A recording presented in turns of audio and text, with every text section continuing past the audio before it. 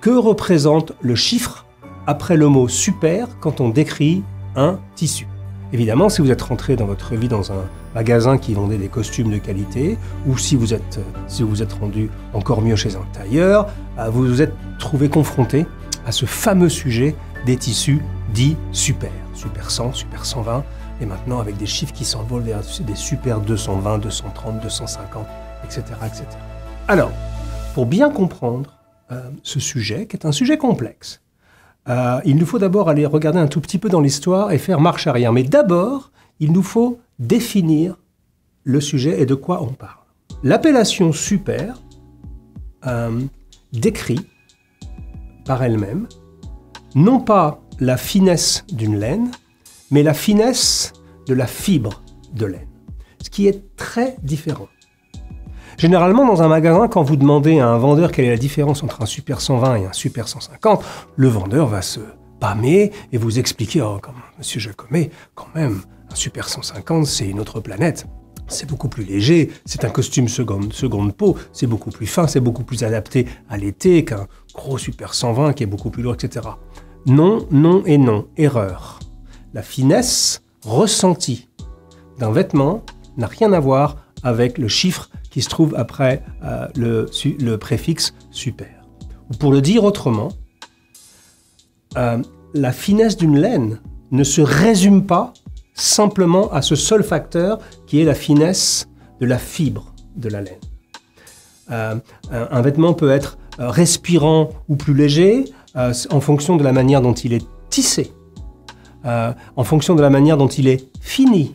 Vous savez que si vous avez visité une filature de laine à Biella, par exemple, en Italie, vous seriez extrêmement surpris du nombre invraisemblable de différentes étapes qu'il y a dans la fabrication de la laine. Donc, la finesse originelle de la laine telle qu'elle vient de l'animal n'est qu'un des facteurs qui va déterminer la qualité, la légèreté, la souplesse et le confort d'un beau tissu. Donc, pour bien comprendre la signification de ces tissus, super 120, super 130, super 140, il convient de faire un tout petit peu marche arrière dans l'histoire et de se télétransporter au début du XXe siècle, à Bradford, en Angleterre, où les spécialistes de la laine donc, avaient inventé un système qu'on appelle le système de Bradford, qui était un système dont les instruments principaux étaient l'œil et les mains, les yeux donc, et les mains de ces spécialistes de la laine. Lorsqu'un fermier venait apporter la laine à ses acheteurs de laine, donc à ses spécialistes de laine, ils arrivaient avec ce qu'on appelle des tops. Alors qu'est-ce qu'un top? Un top, c'est comme une espèce de grande bobine de laine qui pèse 500 grammes, donc 1 pound, une livre, donc à peu près 500 grammes. Et le spécialiste de la laine, donc qui connaissait la classification de Bradford, juste avec sa main et avec ses yeux, pouvait juger de la qualité et de la finesse de la laine et surtout, il pouvait juger de combien de skein. Alors, le petit S à la fin de Super 120, au Royaume-Uni, skein, S-K-E-I-N, ou hank, H-A-N-K, aux États-Unis. Okay. Qu'est-ce que c'est qu'un skein? Un skein, c'est une unité de mesure qui correspond à une distance de 560 yards. Excusez-moi, c'est un peu technique, mais vous allez voir, ça devient intéressant.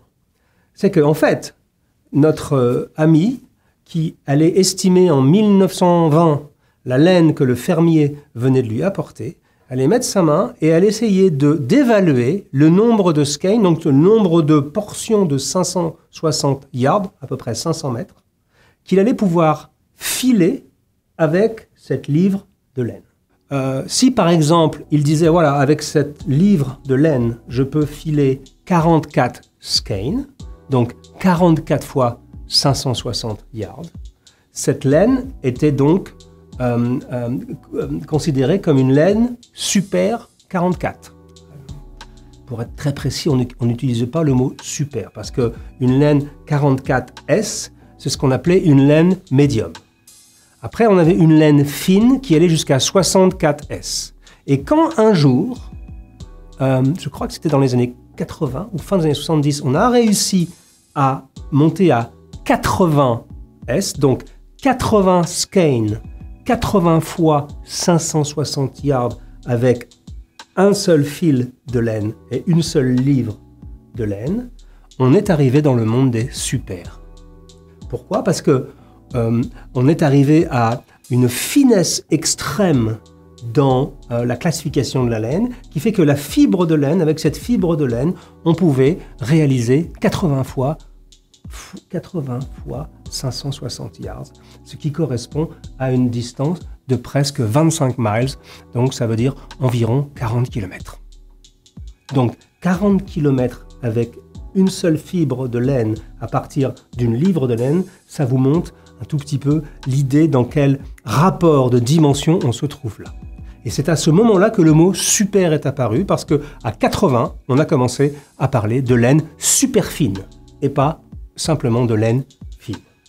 Donc ça, c'était au début du XXe siècle. Puis en 1968, quand même, je crois que c'est le secrétariat à l'agriculture des États-Unis a commencé à dire écoutez, c'est bien gentil votre affaire des gens qui évaluent le nombre de skeins, le nombre de portions de 560 yards qu'on peut faire avec une laine, mais enfin c'est quand même pas très précis. On est dans les temps modernes, il est temps de passer donc à des outils un peu plus contemporains. Et donc ils ont commencé à utiliser le microscope et à utiliser donc un nouvel étalon, une nouvelle unité de mesure qui ne sera plus 560 yards, donc très grand, mais on est allé au contraire vers l'infiniment petit. C'était avec un microscope être capable d'évaluer le diamètre de la fibre de laine. Pour mesurer le diamètre d'une fibre de laine, l'unité de mesure que l'on utilise, c'est le micron. Alors qu'est-ce que le micron ? Le micron, c'est 1/1000e de mètre. Alors je sais, ça ne vous dit pas grand-chose. Juste pour vous donner une petite idée ou une comparaison. Un cheveu humain, Dieu sait si j'en ai quelques-uns à vous montrer, comme exemple, un cheveu humain fait entre 40 et 50 microns de diamètre. Dans les fibres, à partir de super 100, par exemple, le super 100 fait très exactement 18,75 microns.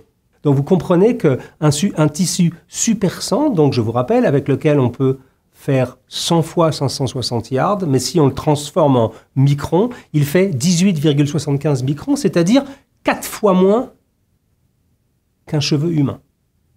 C'est pour vous donner une petite idée de quoi on parle. Donc quand on parle de super 140, par exemple, on parle d'une laine, fibre de laine, qui à l'origine, quand elle a été extraite de l'animal, lavée, peignée et prête à être tissée, faisait 16,75 microns, ce qui est extrêmement fin. Par exemple, une laine super 160, si on continue ma démonstration, fait 15,75 microns. Donc comme vous pouvez le voir, cette course à la finesse est devenue quelque chose qui a obsédé les filatures de laine et aussi les marchands de costumes pendant très longtemps, parce que le plus les gens adhéraient à cette histoire de super nombre, le plus il était possible de vendre des costumes de plus en plus chers. La différence entre un super 100 et un super 180, par exemple, est colossale. Enfin, je veux dire, ça peut aller du simple au triple.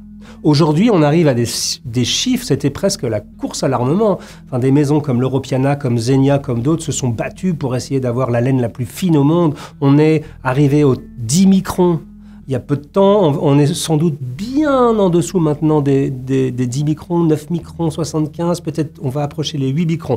La seule chose, 8 microns, ça c'est super 320 ou quelque chose comme ça, où on ferait presque 130 km avec une livre de laine. Je pense qu'à un moment, il va falloir que ça s'arrête cette course à l'armement au niveau des super nombres, parce que en fait, on va arriver à la limite de ce que la nature peut offrir.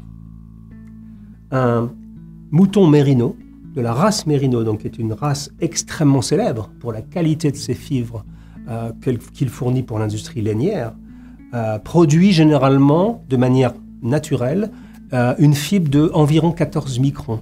Quand il s'agit déjà d'un mouton mérino extrêmement spécifique. Évidemment, les éleveurs de moutons, notamment dans l'industrie lainière, font leur maximum pour essayer de mixer certaines races et de produire des moutons qui vont produire de la laine de plus en plus fine. Mais il me semble qu'on arrive, à une certaine limite.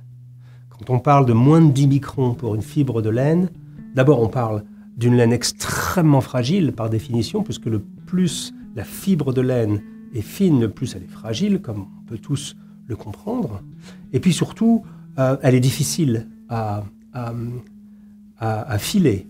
Vous savez que pour filer, certaines fibres de laine sont tellement fines qu'on est obligé de les faire se filer sur elles-mêmes plusieurs fois afin de les rendre un tout petit peu plus solides. Et bon, je pense que de toute façon, à un moment, les filatures de laine vont se rendre compte que cette course à l'armement est stupide et qu'en dessous d'une certaine limite, le mouton, la nature, ne va plus pouvoir être capable de fournir des choses plus fines. Et d'ailleurs, le marché actuel est en train de nous le montrer parce que quand on regarde les grandes innovations de l'industrie de la laine ou des tissus de luxe sur ces 20 dernières années, on va dire les 10 premières années de ces 20 dernières années, c'était à fond la course vers la finesse. Super 200, Super 210, Super 250, Super 260. Je crois qu'on en est vraiment aujourd'hui, j'ai vu chez Kiton des Super 280, je pense qu'on est tout près des Super 300. C'était vraiment la stratégie, jouer à fond sur ces numéros-là et faire en sorte que les gens, sans trop poser de questions, achètent de la laine de plus en plus fine. Depuis une dizaine d'années, je pense que la stratégie de recherche et de développement des grands groupes lainiers et des grandes filatures de laine, notamment en Italie, a changé. Et que la recherche s'oriente plutôt maintenant vers des choses plus techniques.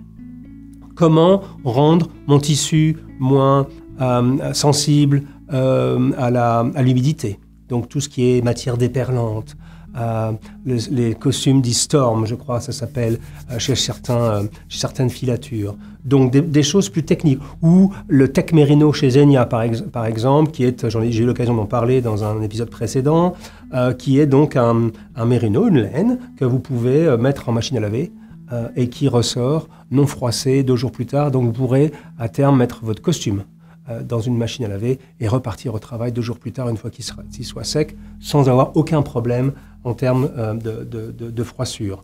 Ça peut être également toutes ces laines stretch, par exemple. Je sais que chez Trabal d'Autonia, près de Biella, toujours, ils ont lancé, c'est une petite filature, ils ont lancé un très beau produit qui s'appelle l'Estrato.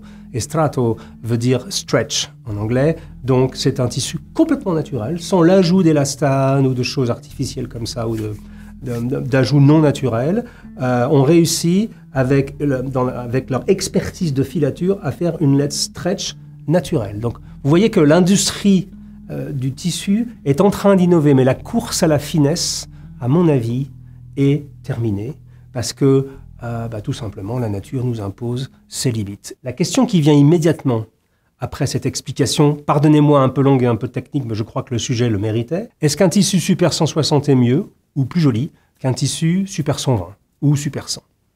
Alors, je vais vous faire une réponse de Normand, oui et non. Premièrement, tout dépend de ce que vous recherchez. Deuxièmement, tout dépend d'où provient ce tissu. Et troisièmement, tout dépend qui va vous faire un costume avec. Mais globalement, il y a un vrai débat sur le sujet. D'ailleurs, Vitale Barberis Canonico, qui, comme vous le savez, est la plus vieille filature de laine au monde, a ouvert le débat de manière publique il y a 2 ans maintenant en lançant une nouvelle laine qu'elle a appelée 21 microns. 21 microns, c'est pas un chiffre qui a été pris au hasard. 21 microns est par définition une laine qui, si elle était expertisée aujourd'hui, n'aurait pas le droit d'avoir l'appellation super. Parce que l'appellation super, c'est à partir de super 80, et super 80, c'est 19 microns 75.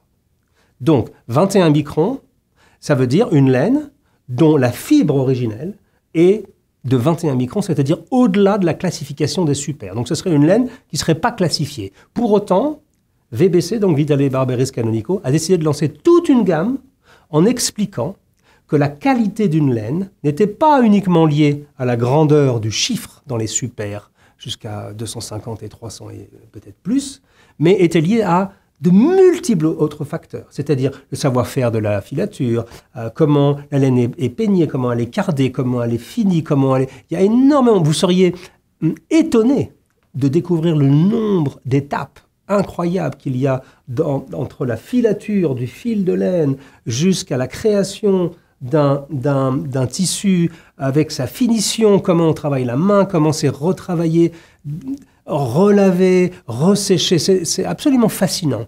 Et donc, vous comprenez que la fibre de laine, dans cet énorme process consistant à fabriquer des tissus de luxe, n'est qu'un seul des facteurs parmi peut-être une centaine.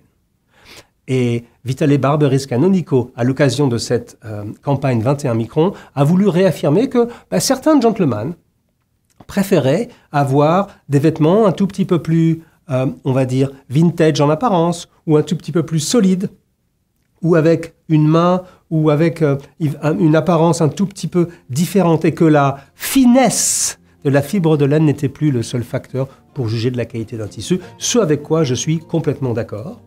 Parce qu'en outre, en fonction de où votre tissu est fabriqué, il peut avoir une main extrêmement soyeuse ou une main extrêmement non soyeuse, quel que soit le numéro du fameux super. Donc, pour résumer ma pensée sur le sujet, je pense que, la course à la finesse est terminée. Deuxièmement, est-ce qu'un tissu super haut nombre est mieux qu'un super tissu bas nombre? Non, potentiellement. Mais je vais quand même ajouter que pour avoir eu l'occasion et pour porter assez souvent des tissus dits de luxe, super 150, super 160, le plus haut, le plus fin tissu que je possède dans ma garde-robe, c'est super 210. C'est une laine de chez Piacenza. Donc évidemment, c'est très beau, c'est très luxueux. Mais c'est très fragile aussi, il faut faire attention. On ne porte pas un super 210 comme on porte un super 120. On sent que la fibre de laine est beaucoup plus fragile. Mais l'avantage d'un tel tissu, c'est qu'on a pu observer, j'ai pu observer, et certains de mes amis ont pu observer que, contrairement contre toute attente, ces laines avaient la capacité de se patiner au fil des années et de donner leur quintessence en termes de réaction au soleil et de brillance après quelques années de port. C'est vrai qu'immédiatement, quand on les porte immédiatement, on a tendance à les trouver un tout petit peu trop brillants, un peu parvenus, un peu nouveau riche. Mais après quelques ports, vous allez voir que le tissu a tendance, sans nettoyage à sec, of course, surtout pas de nettoyage à sec, uniquement donc de la vapeur et votre tailleur et une fenêtre ouverte, surtout no dry cleaning, pas de nettoyage à sec. Okay. Mais si vous portez vos costumes de la bonne manière en les maintenant de la bonne manière, vous verrez qu'au bout d'un an ou deux, les tissus super dans les hauts nombres ont tendance à se patiner et à avoir encore plus de charme. Personnellement, si j'avais un conseil à vous donner, je pense que monter dans les super nombres jusqu'à 160, ça a du sens. Les super 120, 140, 160, 200, très bien. À mon avis, super 160, au-delà, c'est pas nécessaire. Mais je dois avouer aussi que j'ai goûté, moi, au super 160, super 180, super 210. C'est très agréable. Sincèrement, je pense que jusqu'à super 160, vous pouvez faire l'investissement parce que vous allez sentir une différence en termes de brillance, en termes de confort, en termes de légèreté, en termes de qualité. Au-delà, ça me semble un tout petit peu du snobisme. Voilà, j'espère que grâce à ces quelques explications, et excusez-moi si j'étais un tout petit peu long sur certains détails, mais cette explication méritait qu'on y passe un tout petit peu plus de temps. Donc j'espère que vous avez compris ce dont il s'agissait maintenant. Ne vous mettez pas martel en tête. Si vous n'avez pas les moyens de vous acheter du super 160 ou du super 180, allez vers une belle laine de qualité, allez vers une belle laine en provenance d'un drapier de qualité, et ça ira très bien. Donc, ne vous laissez pas berner par les hauts chiffres qui vous font miroiter une expérience sensuelle et sensorielle hors du commun. Non, c'est juste de la très belle laine qui font des très beaux tissus, qui fait des très beaux tissus, mais ce n'est pas l'unique facteur avec lequel vous serez en mesure de juger de la qualité d'un tissu. Merci de votre attention et à bientôt.